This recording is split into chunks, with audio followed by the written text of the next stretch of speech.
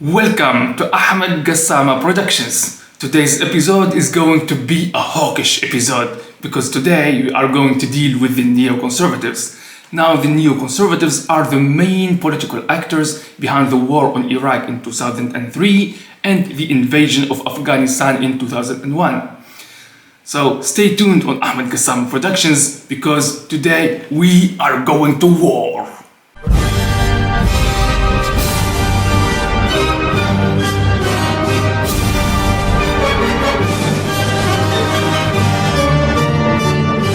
In this episode, we are going to study the emergence of neoconservatism, its main principles, and its impact on American politics. So the story starts with this. We had a Jewish communist guy by the name of Trotsky. He was living peacefully in the Soviet Union. Suddenly, he had a political problem with that guy in Moscow, the guy who killed 50 million Christians from his own people. Oh yes, Joseph Stalin.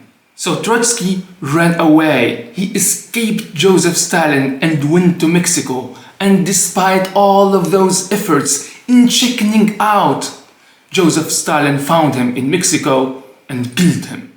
After Trotsky's death, out of nowhere, out of the blue, the New York intellectuals appeared in the United States.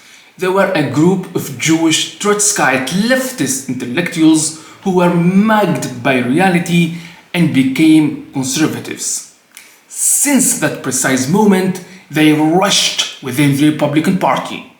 In brief, this is the history of the emergence of neoconservatives.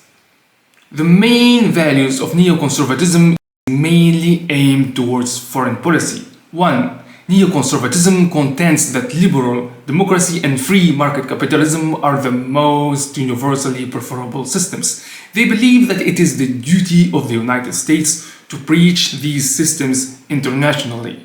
2. They encourage American interventionism by any means necessary, including the use of the military and covert means. They also advocate expanding surveillance on the American people to protect national security. 3.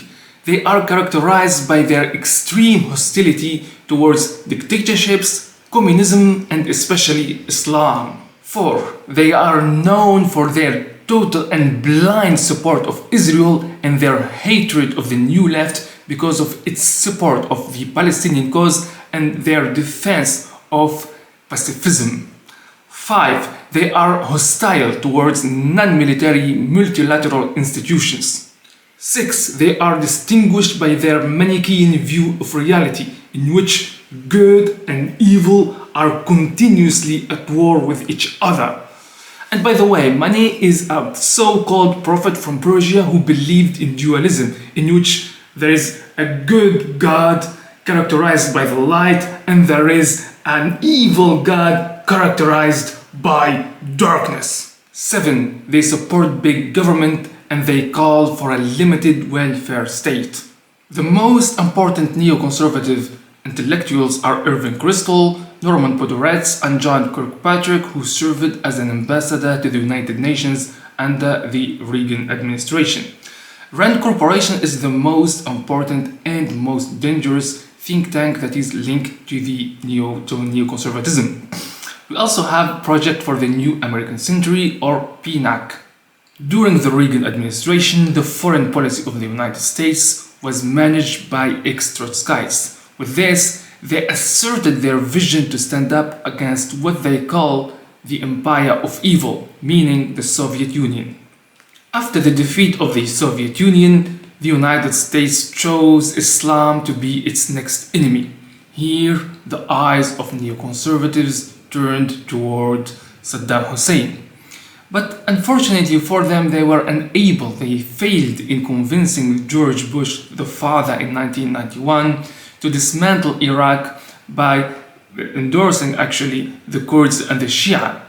They considered leaving Saddam in power as a betrayal to democratic principles. They also called to be much more confrontational against communist China and of course to back Taiwan.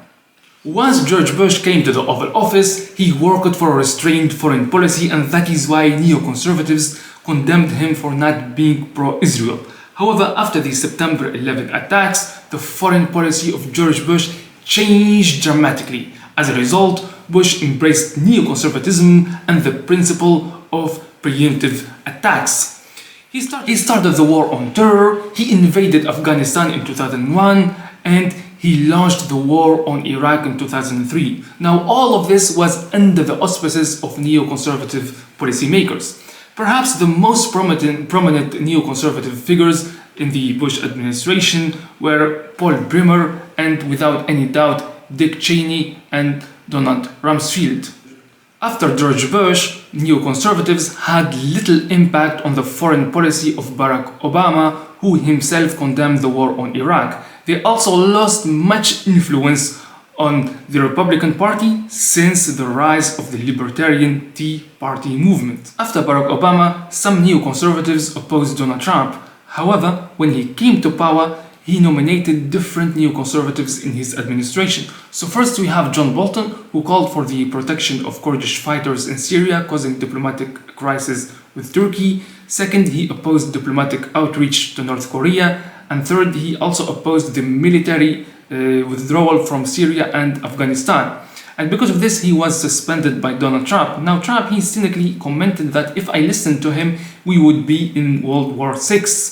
And as we know, Donald Trump is an isolationist kind of president and he wants to put America first. So these are the main reasons why Donald Trump disagreed with John Bolton. The second neoconservative that Donald Trump nominated in his administration was Mike Pompeo. Now, Mike Pompeo was nominated as a Secretary of State and a Director of the CIA. The interesting thing is that Mike Pompeo himself directed the American withdrawal from Afghanistan.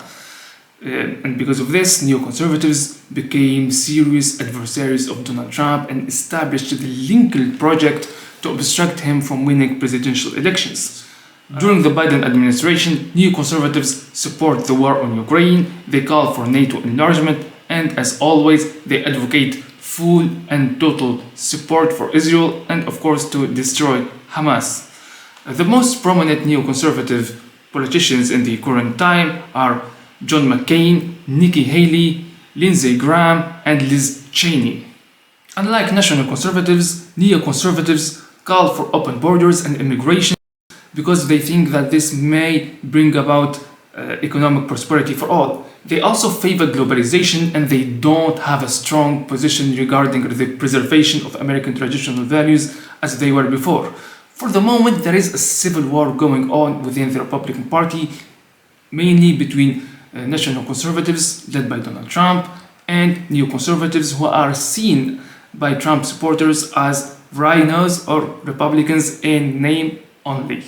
At the end, this is a very important book that I invite everyone to read. If you want to understand American foreign policy, you have to read this book. It's a must read. I also invite you to watch this video about Christian Zionism, where you will discover the religious reasons why neoconservatives are supporting Israel. Also, don't forget to like this video and subscribe.